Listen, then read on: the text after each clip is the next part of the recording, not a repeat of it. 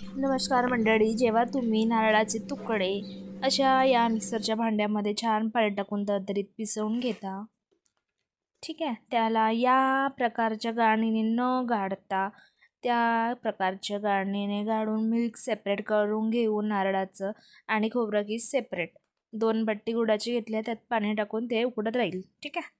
आता मी 2 चमचे टाकले आहे साजूक तूप, जास्तच टाकलं आहे मे बी. आणि हे 3-3.5 वाटे रवा आहे, छोट्या मीडियम वाटी. त्यामध्ये बेसनसुद्धा ॲड करत आहे, 3 ते 4 चमचे बेसन.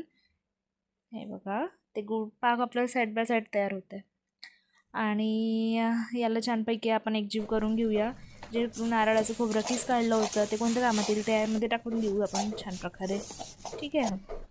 आणि यामध्ये आपण थोडं सुंठ, थोडं जायफळ पावडर टाकू शकतो चवीप्रमाणे, टू इन्हान्स द टेस्ट. आता बघा, हे छान एकजीव केलं आहे. हा पाक रेडी झाला आहे. याला तुम्ही जर एकतार पाक केला तर जास्त दिवस लाडू टिकतील.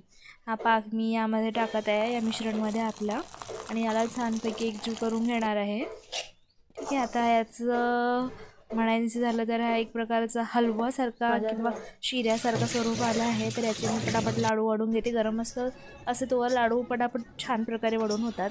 हा एक झाला आहे लाडू, एक लाडू फुटला. आता बाकीचे झटपट पटापट मी लाडू वळून घेते. बघा, आता एवढे सारे लाडू बनवून तयार झाले. अजून बरंच मिश्रण बाकी आहे, त्याचे पण मी पटापट बनवणार आहे. बाय.